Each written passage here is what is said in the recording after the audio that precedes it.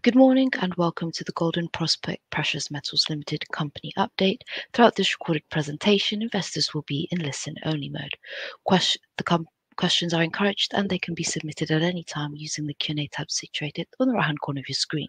Simply type in your questions and press send. The company may not be in a position to answer every question received during the meeting itself. However, the company can review all questions submitted today and publish responses where it is appropriate to do so. Before we begin, I would like to submit the following poll, and I would now like to hand you over to Fund Manager Robert Crayford. Good morning to you. Hi, good morning. Thank you very much for the intro.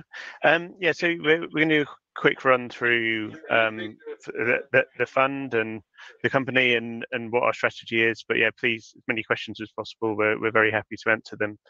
So I appreciate there's sort of different levels of understanding on the fund. So apologies if I'm repeating or going a little basic for some of you. So as I kind of flick through, so quick snapshot.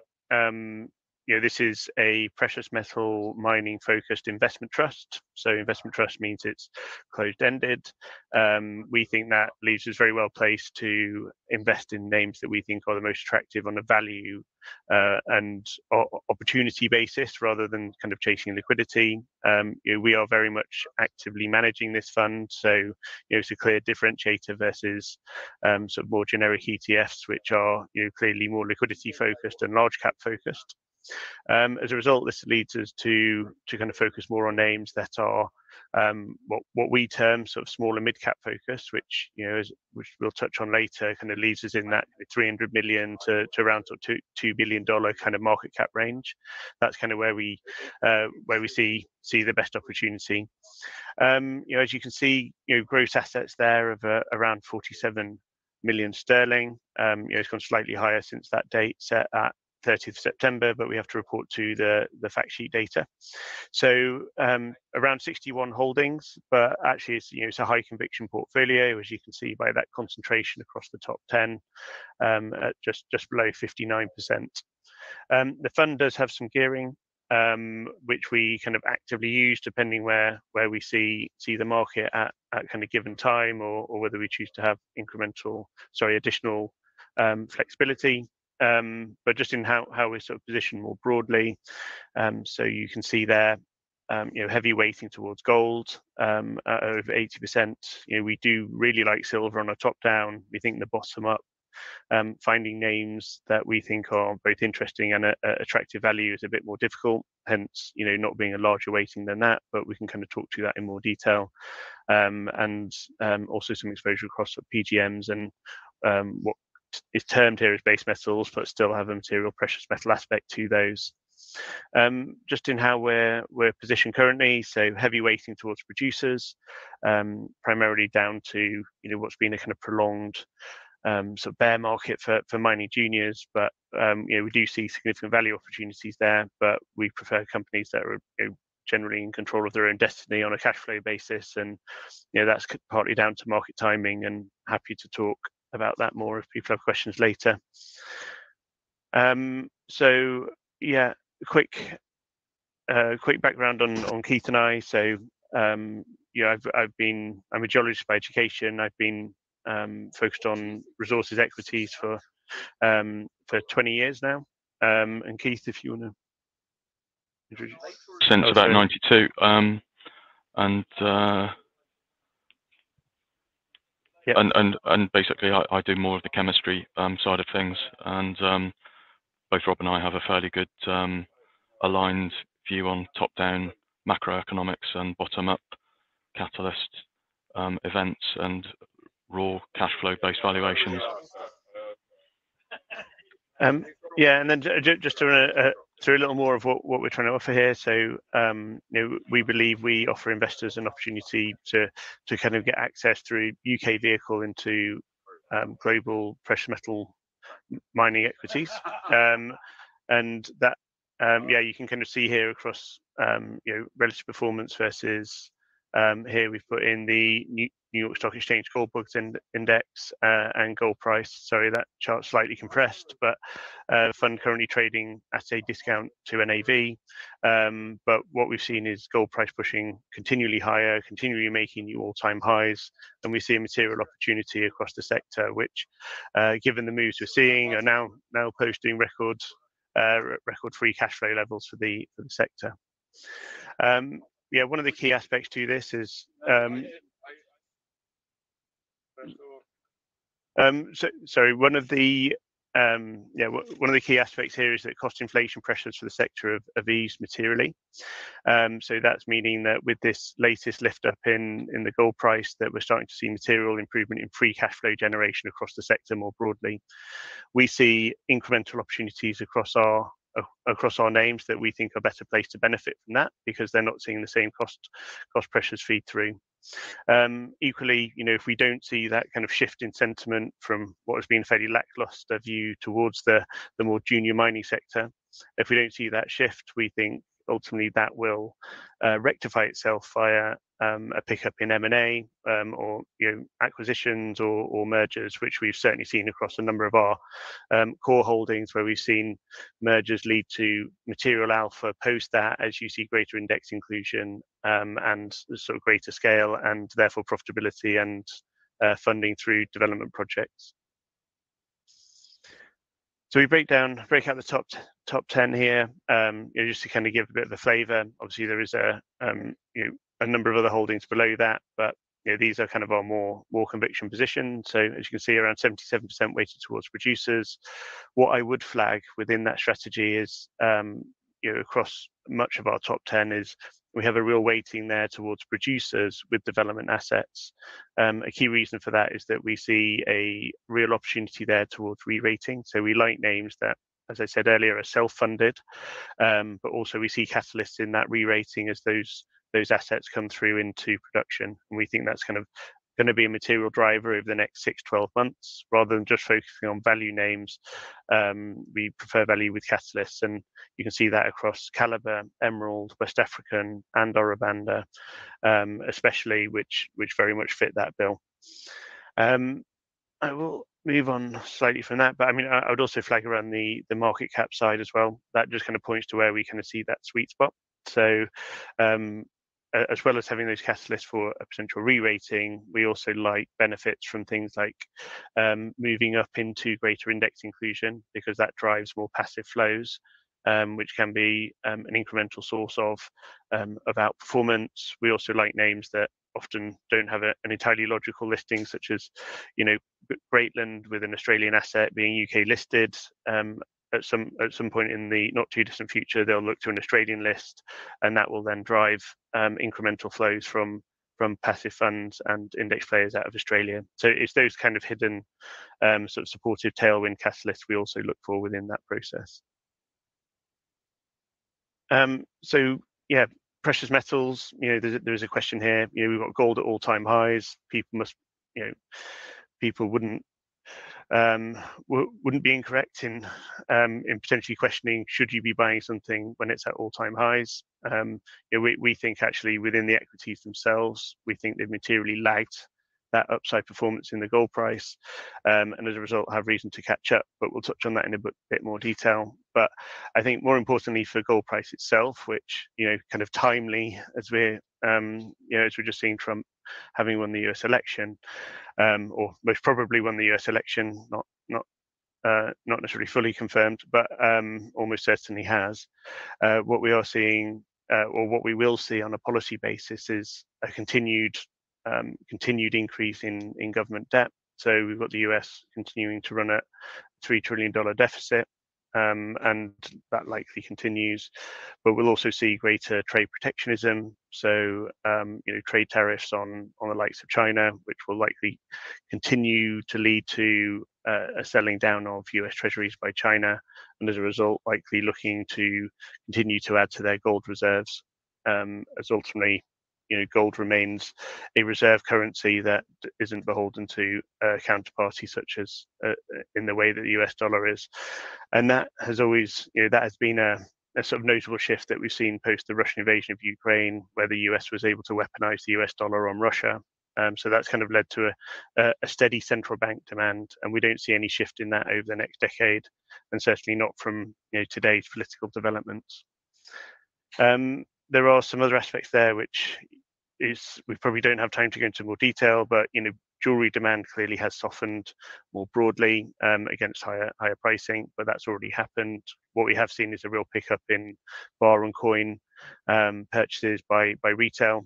We see reason for that to likely continue. In China, has been a significant part of that, and part of that down to the weak Chinese property sector. So that's reduced their investable universe, and as a result, we've seen increased buying for physical gold, but as well as the sort of broader protection that it provides.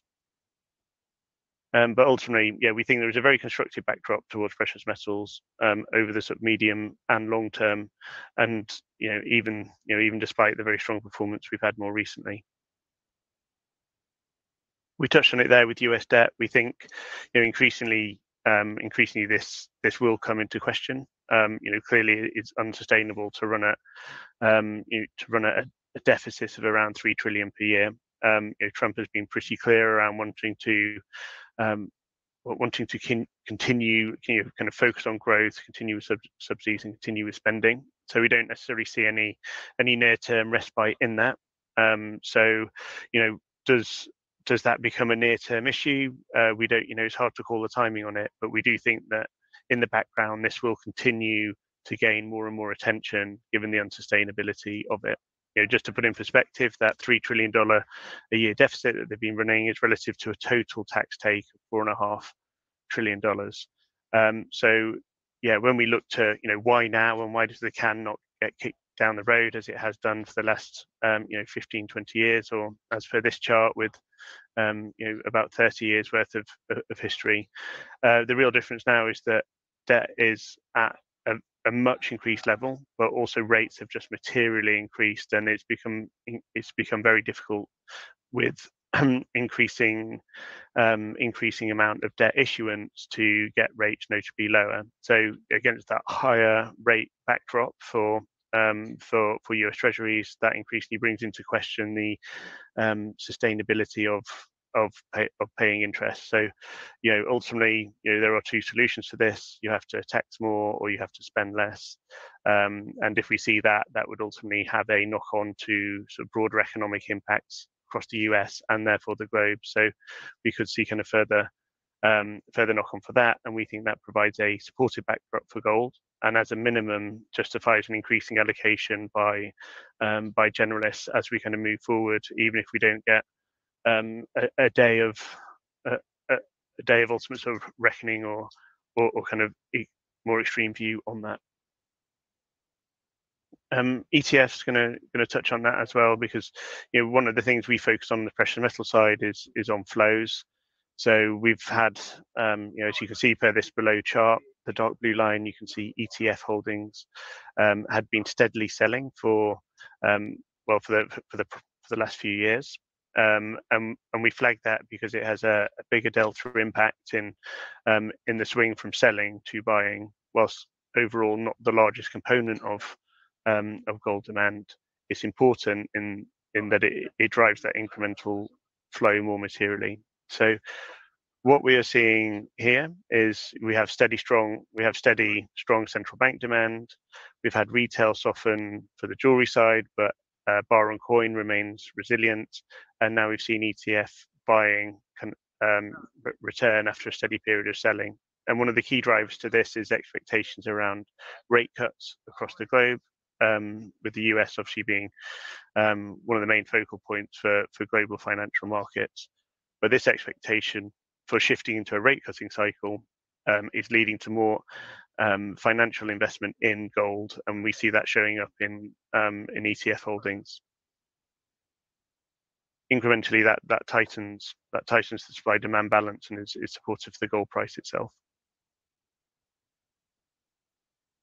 So just on the miners versus the physical metal. So it's our belief that the miners are notably lagging precious metal itself. In this case, kind of we've put the mining indices versus the gold price, and it's kind of moved more in a kind of 1-to-1 correlation rather than a kind of 2-to-1 or 3-to-1 correlation that you would expect to get from the operating leverage that you receive from a mining equity versus versus the gold price itself.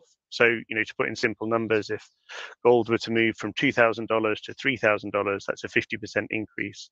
But for a miner where costs were $1,000 per ounce, that would be a 100% increase in their effective earnings, and that's what we mean through the operating leverage that the miners should achieve.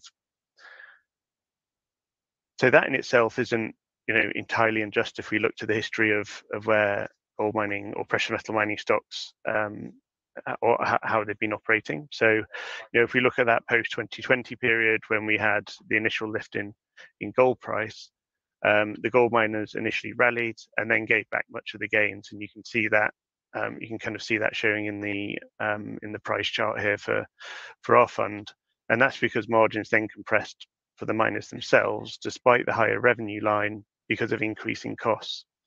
But what we've seen more recently, so gold kind of breaking the shackles around $2,000 per ounce in March, and then we're sat at around 2,720 today. That's a 35% increase, but we've seen very little cost inflation feeding through for the sector overall. And we're still at the sort of early stages of that. But if we look more anecdotally across the names that we cover, we're actually seeing pockets of cost deflation across inputs such as fuel, such as steel, and many of those labour pressures that we saw post-COVID have really started to ease, especially in countries like Australia, where you can see, as per that prior breakdown of our top 10, you can see we have a large weighting because we think there is an additional benefit there from that easing labour pressure. And I will pass on to Keith on this chart. Thanks, Rob.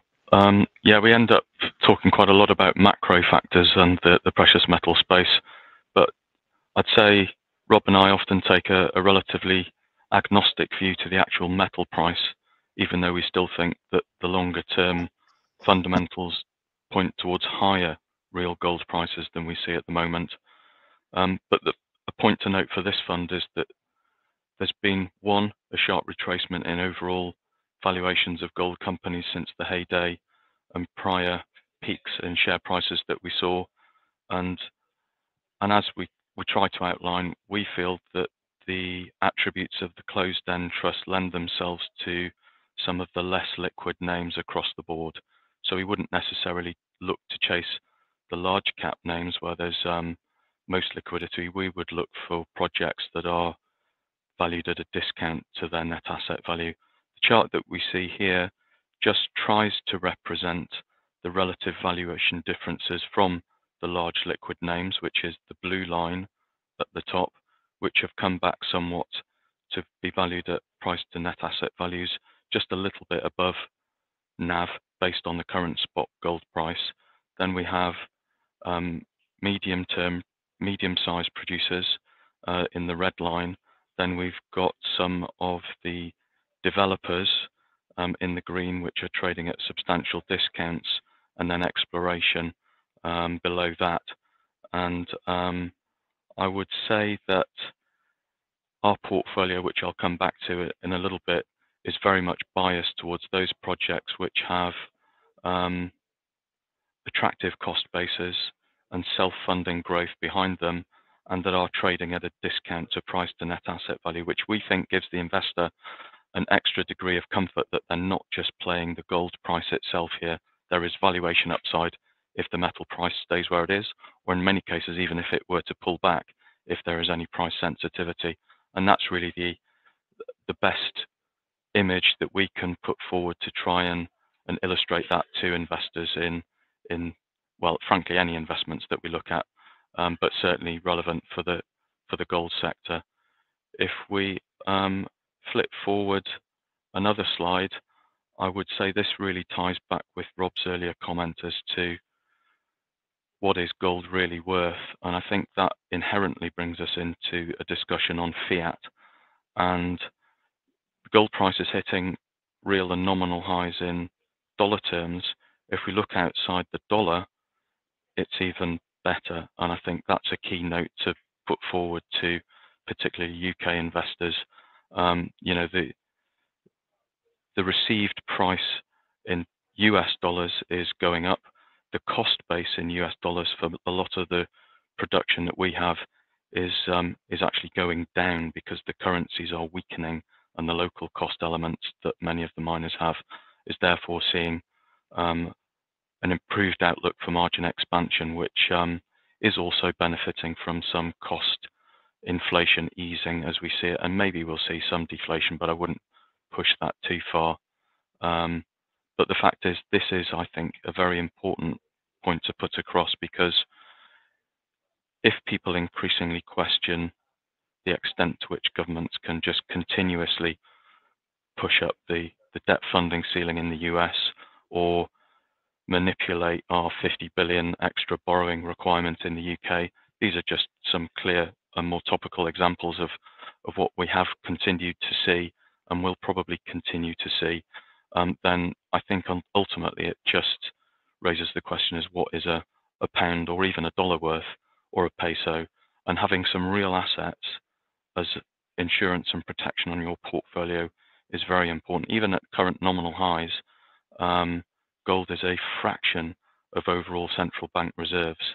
And we just suspect that whilst there might be a pause in central bank buying, overall there is a trend towards de-dollarization, and that will be reflected more so in non-dollar currencies. If we flick forward, another important point to get across is the fact that these are depleting assets. And certainly if we look at the larger names and the likes of Newmont, perhaps more recently, though I wouldn't push that too far, ultimately their production has largely stagnated over the last half decade. And one thing that's been very obvious is an unwillingness really to conduct exploration in order to replace depleting reserves. As a result, we have at least more recently started to see a pickup in M&A, and we feel that that is another angle that will lend itself to a valuation expansion, particularly in the smaller and medium-sized sweet spot in market cap that Rob referred to earlier, as the larger cap names look to basically try and replace reserves, if not try and provide some growth themselves. And that's just, you know, we've had a couple of names in the portfolio that have been acquired. Perhaps latterly we've seen things like Silvercrest. We've seen Karora, which has an Australian asset, subsumed into some of the assets. Now, we don't necessarily directly invest for M&A. It just happens to be a byproduct of the type of attributes that we would look for in assets in low cost, high growth, good valuation, with potential sort of district scale expansion and self-funded growth.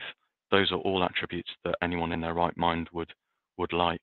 And I think crucially, when it comes to looking at M&A in today's world, rather than say at the turn of the decade, when I think gold companies very much fell out of favor there, when you were trading back on price to net asset value multiples of something like 2.5 or more times, there was just a disconnect. You're issuing very expensive equity for still expensive equity. And now that we've seen those lines really correct against the backdrop of the higher nominal price, as we referred to in that earlier chart, I think there's a degree of normality back in the system now that means there's less sort of shareholder resistance to M&A, and perhaps that remit is coming back into the corporate sphere. If we jog forward, you know, we've mentioned central bank buying. At the moment, perhaps, you know, it has taken a little bit of a backseat, mainly because one of the largest buyers, the People's Bank of China, has gone on pause temporarily. We had seen a sell down in its US Treasury holdings. That still very much represents a risk should trade and sanction lines harden further. But broadly speaking, I think battle lines on that score are being drawn, and largely across the board, most central banks have a longer term intention to de-dollarize. And one of the easiest ways to do that is to buy gold. and it still represents a very small proportion of overall Chinese and most central bank reserves across the board. So ultimately, we've seen a bit of a shift around in terms of the makeup of overall demand. Yes, jewellery's perhaps taken a bit of a back seat. Central banks, primarily led by People's Bank of China, has, but other central banks are continuing to be net purchasers overall. But taking up the slack, as Rob outlined earlier, is ETFs, the financial sector, which is a little bit more interest rate sensitive. And similarly, I think investment, buying retail, bar and coin, which has taken up some of the slack from jewellery. But don't forget, despite all of that, the nominal price of gold is still seemingly well supported. I don't want to labour that one too much, but I do think that central banks are very aware that they do want to continue to de-dollarise. I think another little topic on the side is we're not just limited to talking about gold. We do like silver, and it's quite a sort of speciality metal in some of its attributes. You know, it is the most conductive element, and I think as we move down the electrification and digitization tracks, this is something which becomes very much to the fore of what is industrial demand that, unlike gold, represents 50% of the consumption of all units.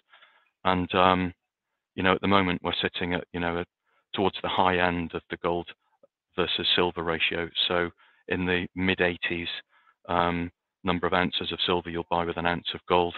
There's no objective way of viewing that value. There's more of a subjective assessment of potential reward versus risk for investing in it. But it does play into photovoltaic cells moving from N to P type, which consume a little bit more silver, and other sort of specialist needs in the digital world. The other factor is that Rob and I do cover broader commodities, and 80% of silver supply comes from base metal byproducts. Now, if we're getting potentially some slowdown in the industrial sector and output of industrial metals, then so 80% of byproduct supply will also at the margin start to move down. So we think that, you know, that as ever in commodities, it's a supply-demand balance factor, and we think that that still looks quite favourable subjectively from a gold to silver price ratio, and probably a little bit more objectively on the supply side, with the risk of potential continuation of the shortfalls that the Silver Institute keep pointing to as occurring over the last number of years. And for that reason, we do like silver if we can get it. It's just quite difficult. A lot of the geologically silver-only ore deposits are located in particularly Mexico, which has its own risks.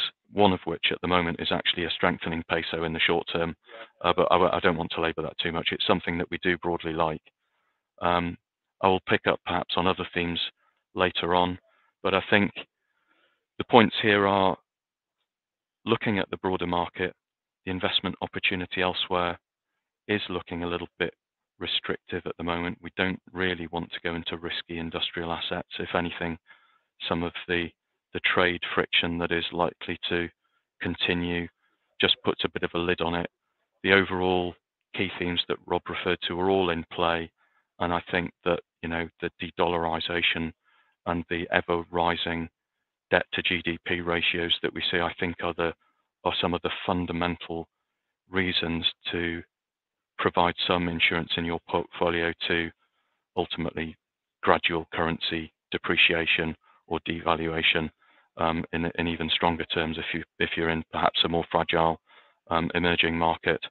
We like the fact, though, that in this portfolio you don't have to rely on a stronger gold price. Quite the opposite.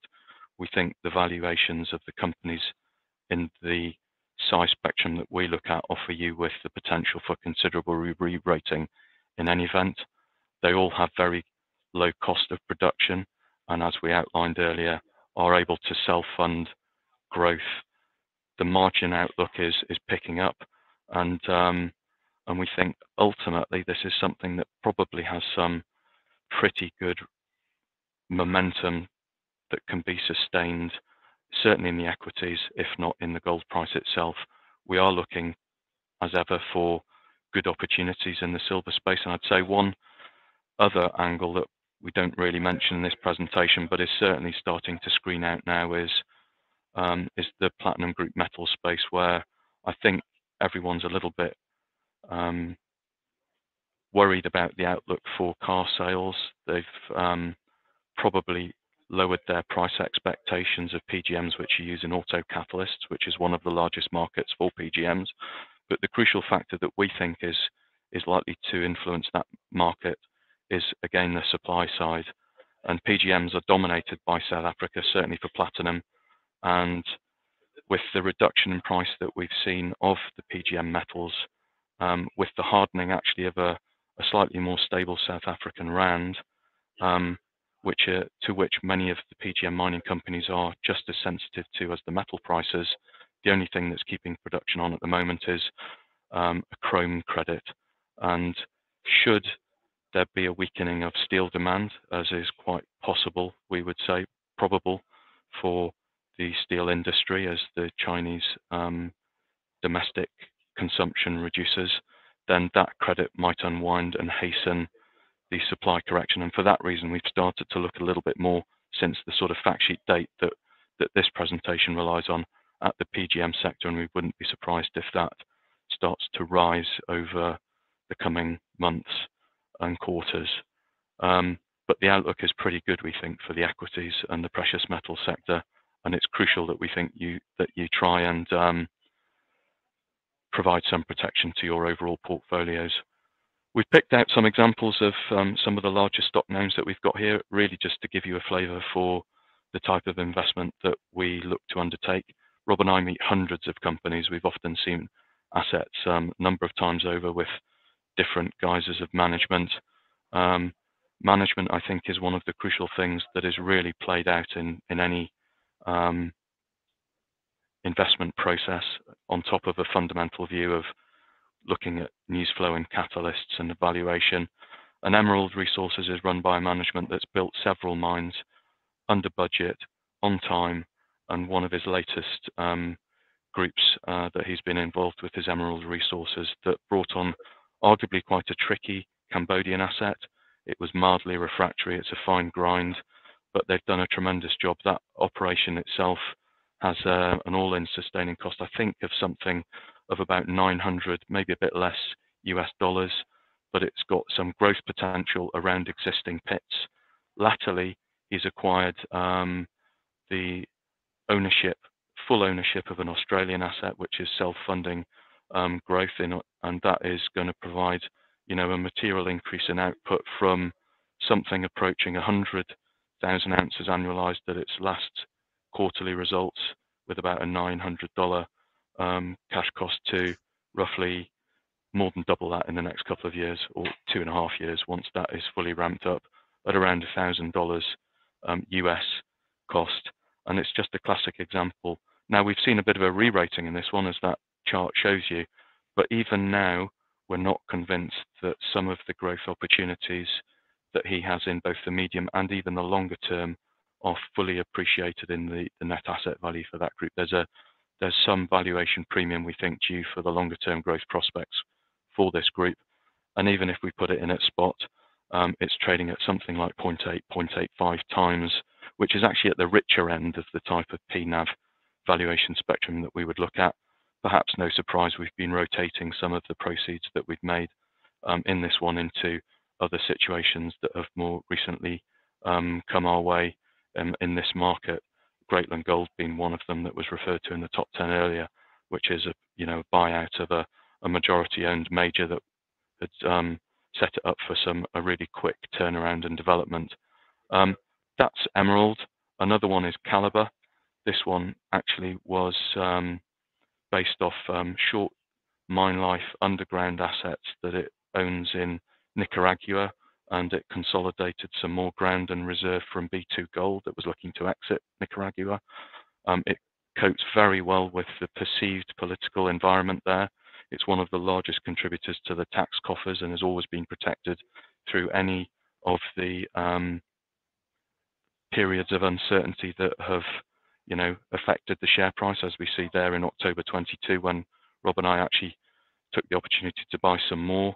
In addition, though, latterly, they have also been consolidating, and they bought a mine called the Valentine Mine in Canada, and they are now developing that one.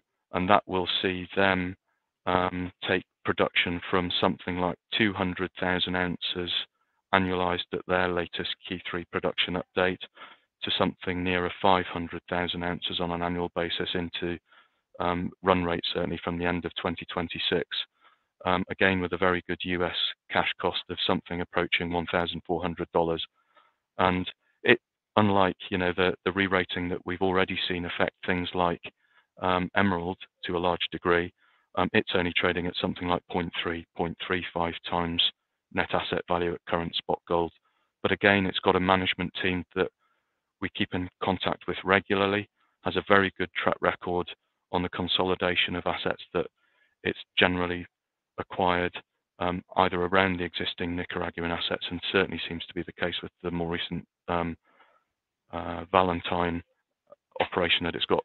One factor that is also, I think, skewing the risk-reward opportunity in favour of this one at the moment is the Valentine mine is basically a potential new district-scale operation. I think, well, it's got about 3 main pits that will feed a central processing plant, but it's also finding new zones of mineralization in between those, and that is along a strike of some 10 plus kilometers. And we just think that this is going to see substantial reserve growth and mine life extension that again just warrant continuing to hold this one in the top 10 to a significant degree. It's got quite a high strip initially. Certainly we're looking at something like 10 to 1. We'll see how that optimizes, and looking at the broader sector and again how we theme things for the moment with a declining oil price and likely as not diesel price. Things with a high strip will see a better risk of costs coming in below while we get some potential oil price pressure coming through. So again, we think in the medium term, the life of mine costs of this might be more attractive than is currently being assumed in the net asset values of this development asset. And that really is, I think, a conclusion of mine. If we were to jog into no doubt questions and answers, the one thing before we do that is I'd just like to really highlight to investors at the moment that we've got a sub-share entitlement issue which comes in towards the end of this month, and that will give you the right to buy shares at a considerable discount to the current share price. I think if I haven't got one of the digits wrong, it's about 35.94 pence per share, might be 34.9. No, 35.94. Just short of 36 pence, and that's clearly well below the current share price. And so you are getting a free option at the moment in terms of owning these. And I would just say, like, from our own experience, please make sure if you're on a retail platform that you put in your subscription for those and make sure you have sufficient funds in the equivalent of your fund and share account, because we've had follow-up calls from investors where their full vote hasn't been deployed into take-up rights because there wasn't sufficient funds in the account. So just make sure you've got your ducks lined up if hopefully you're in a position to take those up. Perfect, Robert, Keith, thank you very much indeed for your presentation.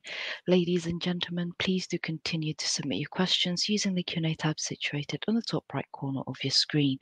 While the company take a few moments to read those questions submitted today, I would like to remind you that a recording of this presentation, along with a copy of the slides and the published Q&A, can be accessed via your investor dashboard. Robert, Keith, as you can see, we have received a number of questions throughout today's presentation. And if I may now hand back to you and kindly ask you to read out the questions where appropriate to do so, and I will pick up from you both at the end. Thank you. Do you want to take the first Thank you. Well, I might just add a little bit to that final comment from Keith. Yeah, just on that, I mean, obviously we give no advice in any way of whether people should subscribe or not. But yeah, obviously, just flagging there that the share price is above that subscription level. Yeah, I was going to say, so for any rights that are not uptaken, an additional aspect to that is that they would then go through an effective sort of institutional auction. So even if people did not take up their rights, they would likely be in a position, assuming that the rights were saleable, that they would receive some funds to offset most of that effective differential. But yeah, so sorry, moving on to the question. So yeah, the first one we have here is, given the sector is experiencing record free cash flows, what is the likelihood of increased M&A activity in the short term? Does the fund have a strategy to capitalize on or avoid risks associated with potential M&A moves? So yeah, look, I mean, we kind of touched on that with a few points, and yes, it's very much true that we are seeing record free cash flows. You know, our view is for the sector overall, and this would include some of the larger caps, is that we'll see an increase in buybacks and dividends. But we know in the US investors quite like buybacks, so we would encourage the sector overall to increase that. We think that is important to bring back some of the more generalist type investors, because particularly on the institutional side, because they generally quite like buybacks and would help drive some incremental flows into the sector. You know, one of the points I think we've kind of made a few times through that presentation is that, you know, there is a valuation differential, especially on the names we're focused on. So there is clear accretive logic for an increase in M&A.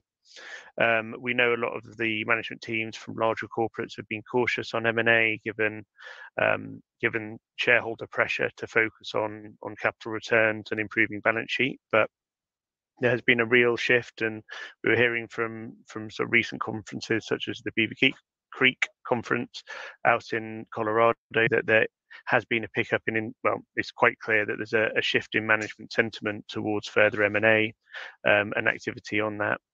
As far as our strategy, you know, we just focus on quality companies, quality assets in good jurisdictions with scale, and also with management teams. You know, is one of the key things in our sector is always to focus on quality management teams, and within that, those management teams are going to be more open to transactions as well, and logical deals rather than kind of protecting their jobs per se. You know, we like teams, and we see that especially with the likes of Emerald, where they have a large share ownership and are therefore incentivized to transact, if that makes sense. But you know, where we've seen it, most of the activity is more being on mergers, which we kind of touched on with some M&A.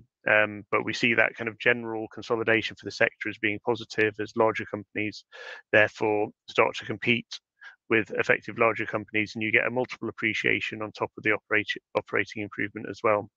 So yeah, that's kind of how we've positioned it. Generally focus on quality, and as a result, we've had a lot of M&A activity because of those assets that we focused on. And I think that we had another question. Are there any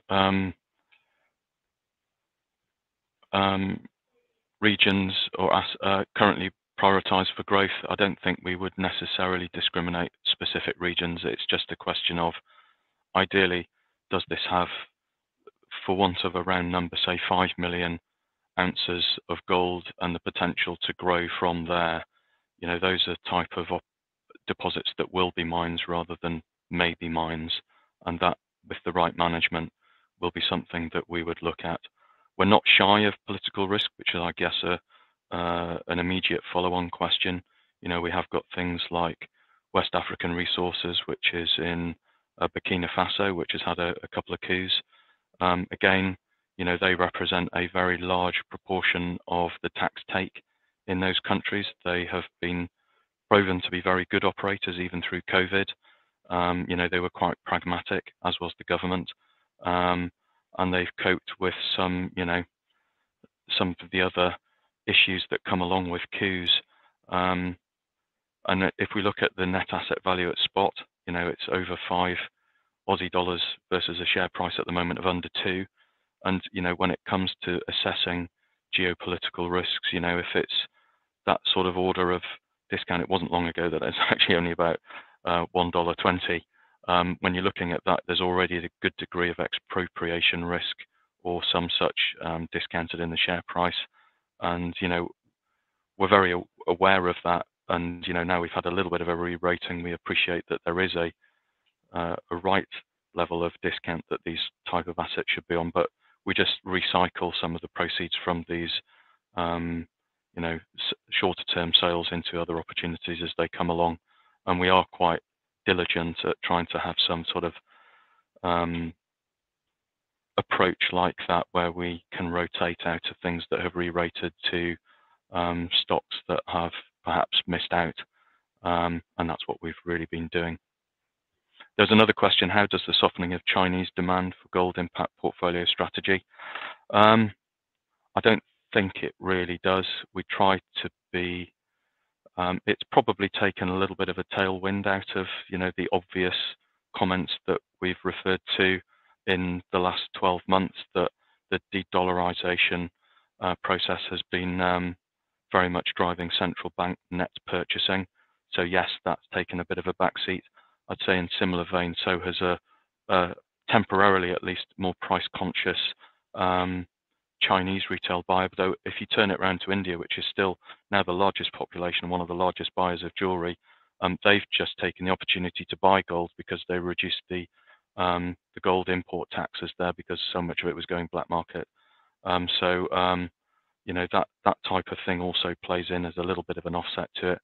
But other segments of the market come in, and I think the real crux of realizing why gold and ownership is good is that I think it comes back to some fundamental issues on government borrowing, and for that reason, I think retail purchasing of coin and bar is probably a more telling factor.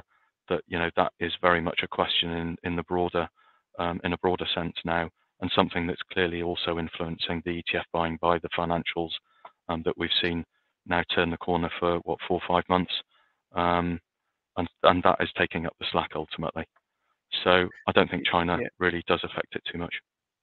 Yeah, I mean, I'd add to that. I mean, actually, I think, you know, there's official data, and then there's the sort of reality behind it. I mean, we have seen a mild softening in Chinese jewelry demand, but actually demand's been very strong. You know, we've seen the central bank officially state that they've stopped purchasing gold, having been steady buyers for the last 4 months. But the reality is, actually, we think Chinese central bank will continue to be strong buyers, and there's a high probability that they are significantly adding at the moment, and it's just whether it makes official data or not. You know, the clear reason for that is, what is the incentive? Well, we know they're reducing US treasuries. They're worried about US influence over them, and as a result, they're reducing treasuries. And gold is one of the best sources of capital for independence and protection against impacts from other states. So we expect China to remain a strong buyer for the central bank for decades, if not if not many years. On the more retail side, we touched on it with jewelry there, but going forward, the Chinese property sector, we're very cautious around. We've seen a material correction there in expectations and new starts for construction in China, but there's a few aspects to that. Firstly, they have an excess in property inventory. They've also got a major demographic problem. So, our view is actually the Chinese property sector as an investment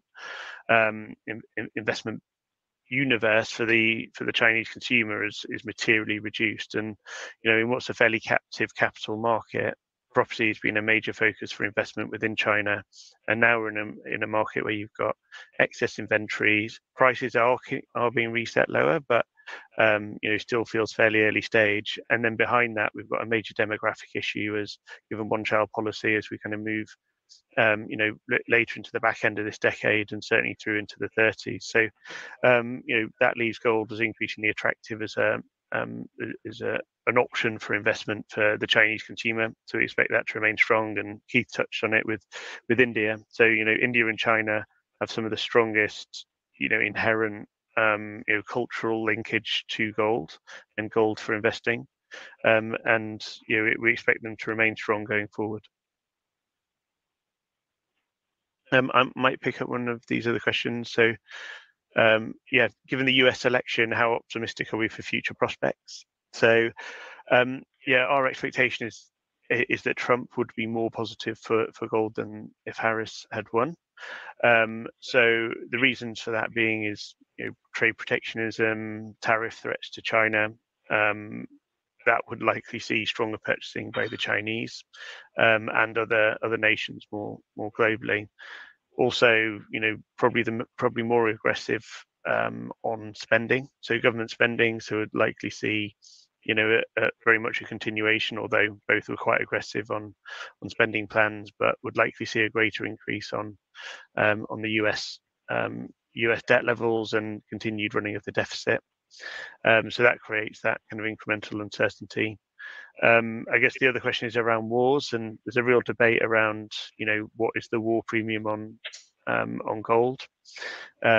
Trump's clearly stated that he would look to try and reach a ceasefire with Russia, Ukraine in the near term. No clear statement on how that would look or how he would get there. So we're kind of dubious on how much of a premium there really is around the wars per se, given when we have seen escalation in those scenarios, we haven't kind of seen material shifts to the upside, but undoubtedly there may be an aspect to that. But we don't see that as a major risk.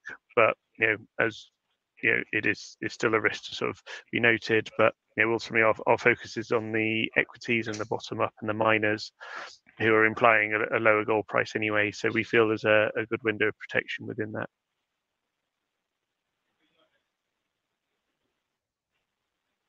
Did you want to say that one, or I can take? I think, yeah. There's a question again. With large gold producers indicating a potential increase in dividends and share buybacks, how might this influence the fund's future allocation strategy? I think we tried to touch on that earlier. Where we see the better valuations at the moment are those that are generating substantial cash and are actually redeploying it into good value growth. So, that's, for example, the top two holdings that I talked through briefly. If you can't find growth of sufficient scale, you either shrink and pay it back, which allows you a smaller base from which you can then try and grow. But I think a lot of the larger cap names, which are already trading at premiums to NAV, probably need to do this in order to maintain those type of valuations. But equally, they will probably only be modest because they do need to grow their reserves. And there's only an extent to which they can play around with cut-off grades, which might see the overall mine grade come down in order to get ounces up, but without much of a meaningful change in their overall costs and profitability. So I just think that the major note is that the valuations have corrected quite substantially at the current gold price versus those levels that previously, with the over expansion for share exchange, some 10 years ago, I think had the finger pointed at corporates. Now that sort of shareholder finger is allowing them and actively, I think, liking some of the M&A that's taking place. And as a result, we still think that the better value proposition for investors isn't in the large cap names and, a modest inflation offset dividend. It's in the potential re-rating that we see on the investments that we've got in the portfolio. Fantastic, Robert, Keith. Thank you for addressing those questions for investors today.